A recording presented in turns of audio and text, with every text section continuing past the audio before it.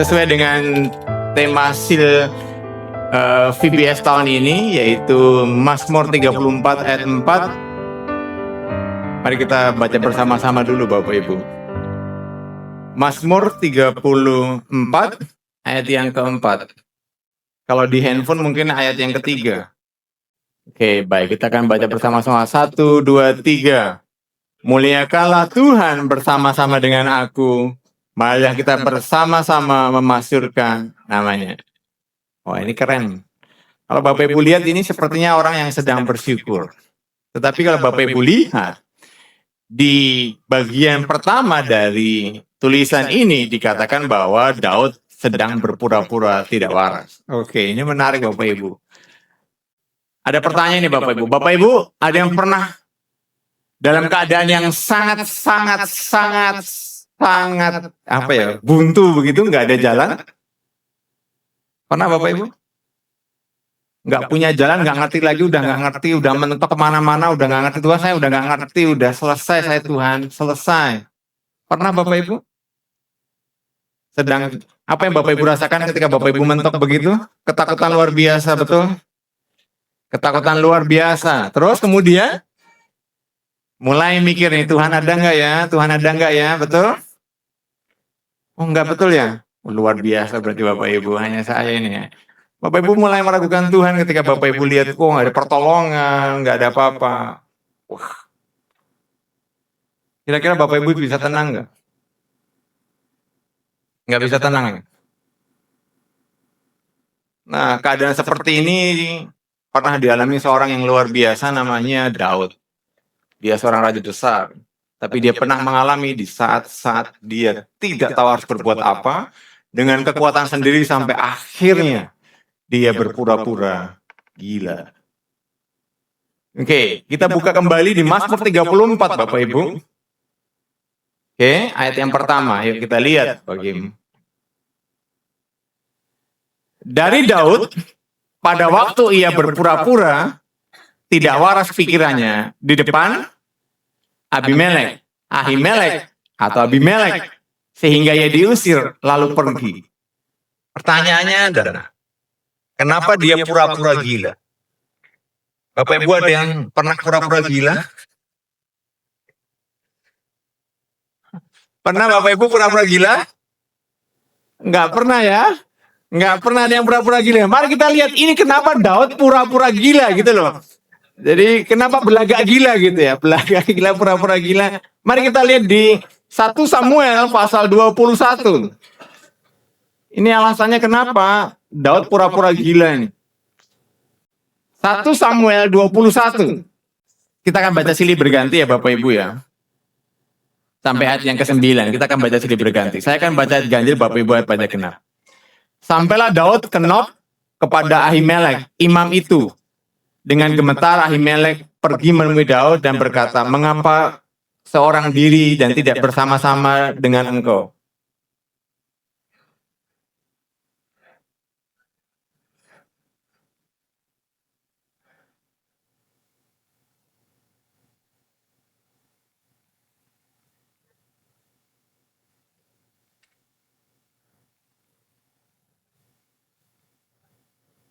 Oke, lihat yang pertama Bapak Ibu. Yang pertama, tidak ada raja yang menyuruh dia.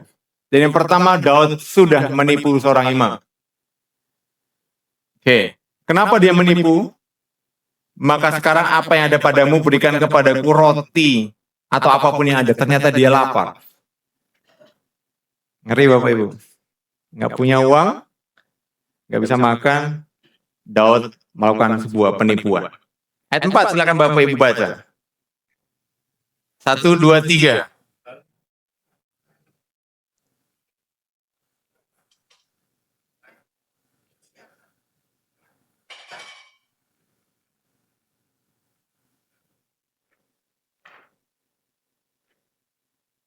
Oke, jadi nggak ada roti, udah nipu nggak dapat roti. Oke, lihat ya. Jadi nggak ada roti, dia minta nggak ada roti. Terus kemudian lihat lagi. Tadi minta roti ya. Ayat yang ke-8. Saya akan baca. Berkatalah Daud kepada Ahimelek, tidak adakah padamu di sini tombak atau pedang? Sebab baik padaku maupun sebab baik pedangku maupun senjataku tidak dapat kubawa karena perintah raja itu mendesak. Ayat 9, silakan Bapak Ibu aja. 1, 2, 3.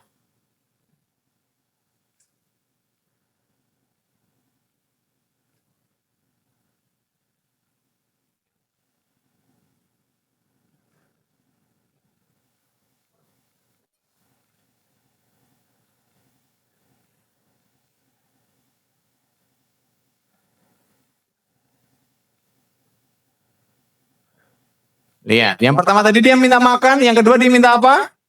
Senjata. Bapak Ibu tahu dia yang dikasih senjatanya siapa? Goliat. Waktu dia menghadapi Goliat, dia bilang gimana? Kamu menghadapi aku dengan pedang, tapi aku menghadapi engkau dengan nama Allah orang Israel yang kamu tantang itu, gitu kan? Imannya kemana Bapak Ibu? Imannya hilang. Seorang yang luar biasa, imannya hilang. Oke, imannya hilang. Apa yang terjadi kemudian? Dia lari. Lihat ayat 10 Bapak Ibu.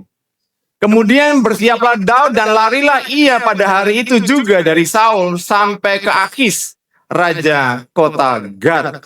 Jadi kenapa dia sampai seperti ini? Ternyata karena dia dikejar seorang namanya siapa? Saul. Dia menipu, dia cari senjata, karena dia sudah lagi lupa imannya. Kemudian dia lari dan cari pertolongan kepada siapa sekarang? Akis, raja orang Gad. Gad itu siapa? Gad, gitu kan? Ternyata Gad itu musuhnya, gitu kan? Musuhnya. Dan ketika dia minta pertolongan kepada raja di Gad itu, ternyata pegawai Gad itu kenal Daud. Bukankah ini Daud ya, gitu kan? Ketahuan dia. Apa yang dia lakukan? Apa yang dilakukan Bapak Ibu? Oke, lihat ayat yang ke-13. Sebab itu ia berlaku seperti orang yang sakit ingatan di depan mata mereka dan berbuat pura-pura gila dekat mereka. Ia menggores-gores pintu gerbang dan membiarkan ludahnya melalai ke janggutnya. Ngeri Bapak Ibu. Ada yang pernah begini Bapak Ibu? Nggak punya uang, nggak bisa makan. Iman juga udah nggak punya. Tetap ketahuan Bapak Ibu. Jadi akhirnya dia bagaimana? Untuk menyelamatkan hidupnya, dia pura-pura. Ada yang pernah mengalami ini Bapak Ibu? Puji Tuhan kalau tidak ada yang mengalami Bapak Ibu. Dan jangan sampai mengalami hal seperti ini, betul kan? Keadaannya parah banget. Kira-kira endingnya apa Bapak Ibu? Apa yang dilakukan Daud? Ketika Daud mengalami ketakutan, mengalami krisis iman, sampai dia mempermalukan dirinya sendiri, supaya dia selamat, apa yang dikerjakan Bapak Ibu?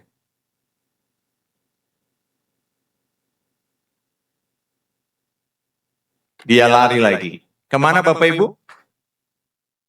Bapak Ibu pernah dengar Gua Adulam?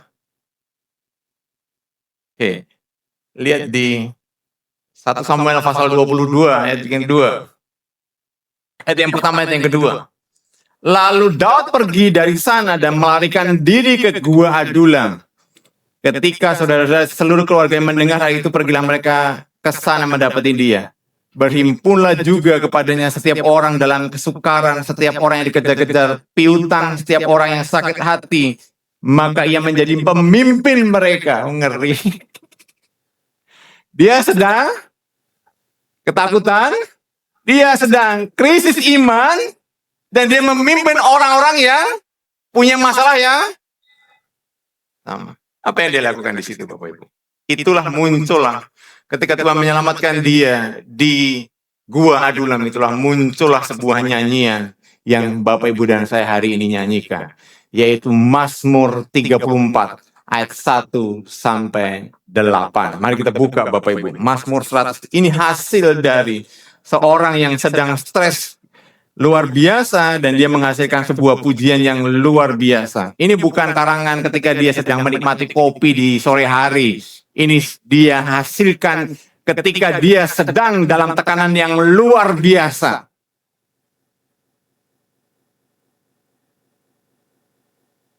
Kita akan baca ayat 1 sampai 8. Saya akan baca, Bapak Ibu. Dari Daud pada waktu ia berpura-pura tidak waras pikirannya di depan Abimelek, sehingga dia usir lalu pergi. Aku hendak memuji Tuhan dalam segala waktu, puji-pujian kepadanya tetap dalam mulutku. Karena Tuhan jiwaku bermegah, bila orang yang rendah hati mendengar dan mendengarnya dan bersukacita, muliakanlah Tuhan bersama-sama dengan aku, marilah kita bersama-sama masukkan namanya. Aku telah mencari Tuhan, lalu ia menjawab aku dan melepaskan aku dari segala kegentaranku. Tunjukkanlah pandanganmu kepadanya, maka mukamu akan berseri-seri dan tidak akan malu tersipu-sipu. Orang yang tertindas berseru kepada Tuhan dan Tuhan mendengar. Ia menyelamatkan dari segala kesesakannya. Malaikat Tuhan berkemah di sekeliling orang-orang yang takut akan dia, lalu meluputkan mereka. Tetaplah dan lihatlah betapa baiknya Tuhan itu. Berbahagialah orang yang berlindung kepadanya. Di saat yang paling tidak menyenangkan, di saat yang paling mengerikan dalam hidup Daud, dia buat sebuah pujian yang luar biasa keluar dari mulutnya. Di tempat yang paling gelap dalam hidupnya, dia bisa melihat Tuhan yang luar biasa dalam hidupnya. Kenapa seperti itu, Bapak Ibu? Nah, ini kuncinya. Di dalam Mazmur pasal 34 ayat 4 itu berkata, bagaimana Bapak Ibu? Muliakanlah Tuhan bersama-sama dengan aku. Bahasa aslinya itu, sebetulnya, besarkanlah Tuhan. Magnify. Makanya kalau Bapak Ibu lihat judul tema VBS tahun ini adalah Magnify. Artinya besarkanlah Tuhan. Maksudnya begini Bapak Ibu, Tuhannya bukan kecil, terus Bapak Ibu besarin dia. Tidak, Tuhannya itu sudah besar, tapi Bapak Ibu perlu tahu. Oke. Bapak Ibu saya mau tanya Bapak Ibu. Bapak Ibu, mana yang lebih besar, bumi atau matahari? Mana yang lebih besar, bumi atau matahari? Kok tahu Bapak Ibu? Matahari itu cuma sejempol Bapak Ibu, betul nggak? Kenapa? Kok tahu jauh, emang pernah mau ke sana? Belum kan? Bapak Ibu belum pernah ke matahari kan? Terus dikasih tahu gurunya begini, matahari itu besar. Terus Bapak Ibu percaya? Saya kasih tahu Bapak Ibu, Tuhan itu besar. Bapak Ibu percaya? Walaupun Bapak Ibu nggak punya uang, Bapak Ibu tahu Tuhan itu besar? Walaupun Bapak Ibu sekarang sakit dan Tuhan dokter berkata tidak bisa disembuhkan, Bapak Ibu percaya Tuhan besar? Mungkin hari ini kita bisa berkata, ya, oke. Tapi saya tidak tahu ketika Bapak Ibu nanti ada di kamar sendiri, sedang sendiri ya, apa yang Bapak Ibu rasakan? Apakah Tuhan Bapak Ibu besar atau tidak? Nah, bagaimana caranya orang kok tahu matahari itu lebih besar daripada bumi? Kok tahu? Caranya bagaimana Bapak Ibu? Pakai teleskop. Itu sebabnya bahasa aslinya itu, besarkanlah Tuhan, itu artinya pakailah teleskop. Jadi bahasa aslinya itu berkata bahwa seperti diperbesar, supaya Bapak Ibu fokus dan melihat Tuhan lebih jelas, lebih nyata, bahwa Tuhan itu besar. Bapak Ibu ada yang pernah pakai teleskop dan lihat matahari? Nggak ada ya. Buta semua nanti kita. Tapi ada orang yang pengen tahu matahari dan dia bisa membuktikan matahari itu besar dan Bapak Ibu bisa percaya. Dan hari ini, mari kita buktikan bahwa Tuhan Bapak Ibu dan Tuhan saya besar. Caranya bagaimana? Dengan teleskop yang Bapak Ibu akan lihat hari ini. Kenapa Tuhan itu besar? Ada 4 hal yang membuat Bapak Ibu dan saya harus percaya bahwa Tuhan itu besar. Yang pertama, dia punya kuasa yang sanggup melepaskan Bapak Ibu dan saya. Yang kedua, dia sanggup mengampuni Bapak Ibu dan saya. Yang ketiga, dia punya kasih yang membuat Bapak Ibu punya pengharapan. Yang keempat, dia peduli sama Bapak Ibu.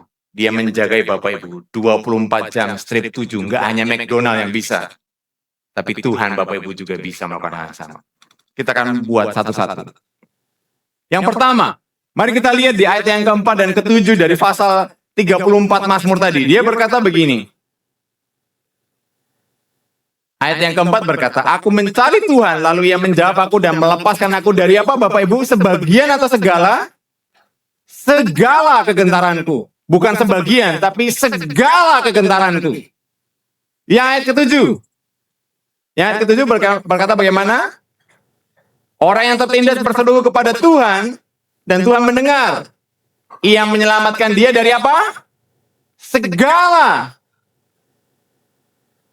Segala ya Bapak Ibu ya, nggak sebagian, tapi segala. Jadi kalau begitu, apa yang Bapak Ibu pelajari bagian ini? Apa kegentaran Bapak Ibu hari ini? Vonis dokter? Masalah ekonomi? Keretakan keluarga? Apa yang Bapak Ibu takutkan? Hari ini, Daud pernah mengalami hal yang paling buruk dalam hidupnya. Dan ketika dia ada di paling dalam kehidupan yang paling buruk dalam kehidupannya, dia bisa bernyanyi dan memuji Tuhan dan berkata, Tuhan sanggup melepaskan aku dari masalahku. Itu sebabnya kenapa hari ini ketika Bapak Ibu membawa anak-anak ke VBS, firman Tuhan berkata, besarkanlah Tuhan. Anak-anak diajari untuk melihat Tuhan yang besar. Anak-anak diajari untuk mengerti dan mengenal Tuhan yang besar. Tuhan kita besar, jauh melebihi semua masalah kita. Karena dia punya kuasa. Yang kedua, kalau Bapak Ibu, nggak perlu, oh ini ibu-ibu nih berarti ya. Ibu-ibu, kalau mau glowing,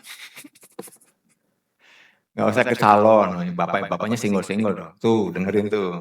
Nggak usah ke salon. Kemana Bapak Ibu? Oke, lihat ayat yang kelima. Mari kita lihat yang kelima. Ayat yang kelima. Tujukanlah pandanganmu kepada siapa? Maka mukamu akan glowing. Mukamu akan apa Bapak Ibu? Dan tidak akan malu tersipu-sipu. Jadi, apa yang Bapak Ibu dan saya lakukan? Kasih Tuhan itu membuat Bapak Ibu tersenyum. Betul nggak? Kasih Tuhan itu membuat Bapak Ibu tahu bahwa ada orang yang care sama Bapak Ibu, mengasihi Bapak Ibu. Apa buktinya? Dia sudah mati buat Bapak Ibu 2000 tahun yang lalu. Tanpa Bapak Ibu membayar apapun, tanpa Bapak Ibu melakukan apapun, dia mengasihi Bapak Ibu. Dan hari ini kasihnya tetap sama. Jika Bapak Ibu menunjukkan pandangan Bapak Ibu fokus pada Tuhan, dan kasihnya Bapak Ibu rasakan, maka muka Bapak Ibu akan apa? Berseri-seri. Waktu ketakutan, waktu ada beban hidup, tidak ada yang bisa ketawa. Betul Bapak Ibu? Bapak Ibu kalau punya uang bisa ketawa kan? Tapi kalau Bapak Ibu nggak punya uang bisa ketawa? Kalau Bapak Ibu sehat bisa ketawa? Bapak Ibu sakit bisa ketawa? Wajah Bapak Ibu akan ditekuk begitu. Bapak Ibu akan punya wajah yang muram, pucat. Karena Bapak Ibu punya beban. Tetapi ketika Bapak Ibu meneropong Tuhan tadi, melihat Tuhan itu besar, merasakan kasih Tuhan, kehangatan Tuhan, maka Bapak Ibu akan tersenyum dan glowing. Bukan saya janji saya, tapi janji Tuhan. Yang ketiga Bapak Ibu. Ayat yang ke-6 itu berkata bahwa tunjukkan pandanganmu, maka mukamu akan berseri-seri dan kamu tidak akan malu tersipu-sipu. Biasanya orang salah itu malu, betul nggak Bapak Ibu? Orang salah itu pasti malu. Kalau orang salah nggak malu, berarti dia sudah putus urat malunya, begitu kan? Terus kalau salah malu gimana Bapak Ibu? Itu yang biasanya kalau diajak pelayanan gini, ayo pelayanan, jangan Pak, dosa saya masih banyak. Setuju Bapak Ibu? Jangan Pak, saya masih belum bisa meninggalkan keinginan dunia saya. Asik. Bapak Ibu masih ingat ya minggu lalu, kalau Bapak Ibu senang dengan dunia ini, Bapak Ibu ditinggalin, nggak ikut bareng-bareng sama kita nanti di pesta anak domba kan, Bapak Ibu nangis kan. Itu sebabnya Bapak Ibu. Kalau Bapak Ibu punya dosa hari ini, tinggalkan dosa itu. Seberapa besar dosa Bapak Ibu, Tuhan terima Bapak Ibu. Dia berkata, kamu tidak akan malu tersipu-sipu. Bapak Ibu akan diterima Tuhan. Tuhan akan terima Bapak Ibu. Keadaan apapun Bapak Ibu, Tuhan terima Bapak Ibu. Selalu ada pengampunan bagi Bapak Ibu dan saya. Yang terakhir, lihat yang ke-8. Tetaplah dan lihatlah betapa baiknya Tuhan itu. Berbahagialah orang yang berlindung padanya. Oh, ayat yang ke-8 di atasnya, malaikat Tuhan berkemah di sekeliling orang yang takut akan Dia, lalu meluputkan mereka. Jadi Bapak Ibu, dalam keadaan yang kacau balau, Daud dalam keadaan yang ketekan begitu. Dia nggak punya pengharapan, dia krisis iman. Dia dulu berkata kepada Goliat yang raksasa itu, datangin dengan iman, sekarang dia cari pedangnya Goliat. Dia menipu untuk mencari makanannya. Dia berpura-pura gila karena dia takut mati.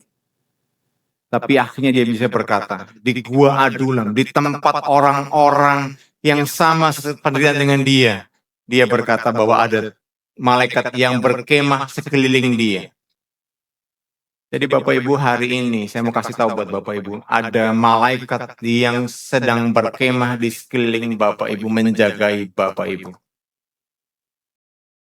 Kalau Bapak Ibu punya uang lebih, Bapak Ibu punya anak kecil, Bapak Ibu pasti akan punya apa? Neni, betul ya? Punya neni. Satu anak bisa punya 2 neni. Bapak Ibu anak Tuhan bukan? Bapak Ibu anak Tuhan bukan? Jadi Bapak Ibu punya neni. Punya lo ini loh. Malaikatnya berkeliling menjagai Bapak Ibu, betul kan? Makanya jangan nakal, neninya lapor sama bapaknya nanti.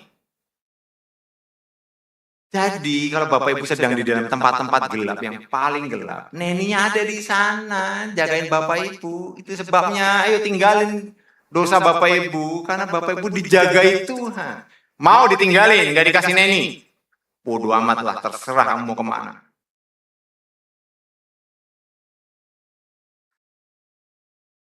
Perlindungan Tuhan, VIP buat Bapak Ibu.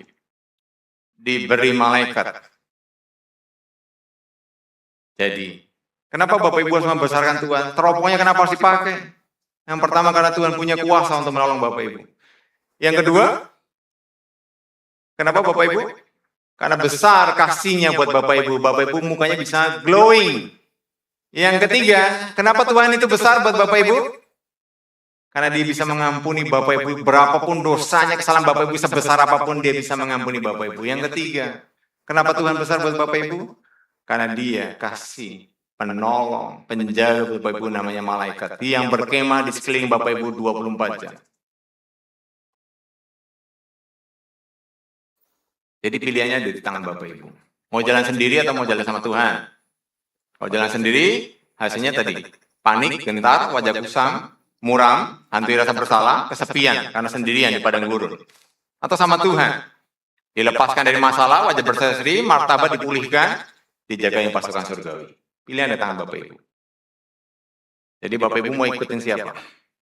Ikutin Daud sebelum sampai di Gua Adulam, atau ikutin Daud di dalam Gua Adulam?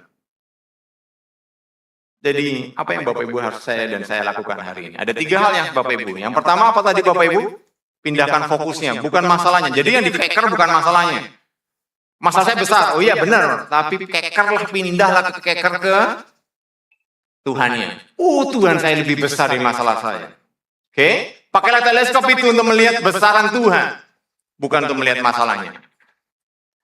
Yang kedua, datanglah apa adanya berkata, Tuhan saya hancur, saya salah, saya berdosa di hadapan Tuhan. Datanglah, pintunya terbuka buat Bapak Ibu. Ayat yang ke-6 tadi berkata, datanglah kepada Tuhan. Tunjukkanlah pandanganmu kepadanya, maka mukamu akan berseri-seri dan kamu tidak akan malu tersipu-sipu. Datanglah kepada Tuhan apapun keadaannya. Jujur sama Tuhan. Yang terakhir ini Bapak Ibu. Ayat ke-8. Tetaplah dan lihatlah betapa baiknya Tuhan itu. Berbahagialah orang yang berlindung kepadanya. Daud dalam keadaan yang luar biasa susahnya, stres luar biasa, tapi dia bisa mengajak orang-orang yang sepenanggungan dengan dia. Dia menjadi pimpinan perampok, orang yang dikejar utang, orang yang mau dihukum, semua yang tidak baik. Dia jadi pemimpin, bukan untuk menjadi semakin jelek, tetapi mengajak mereka untuk meneropong kebesaran Tuhan. Marilah bersama-sama dengan aku, memuji Tuhan, melayani Tuhan. Mari kita buat paduan suara yang baik buat Tuhan. Dan hari ini Bapak Ibu, kalau Bapak Ibu ketemu dengan banyak orang, mungkin orang itu sedang mengalami kesulitan, mungkin orang itu sedang mengalami depresi. Mari katakan kepada dia, Tuhan saya besar, Tuhanmu juga besar. Katakan kanan kiri Bapak Ibu, Tuhanmu besar. Tuhanmu besar. Tuhanmu besar Bapak Ibu. Tuhanmu besar. Tuhanmu besar mengatasi segala sesuatunya. Dia penuh kuasa, mengasihi tanpa henti, maha pengampun, dan sangat peduli setiap detil kehidupan Bapak Ibu Saudara sekalian.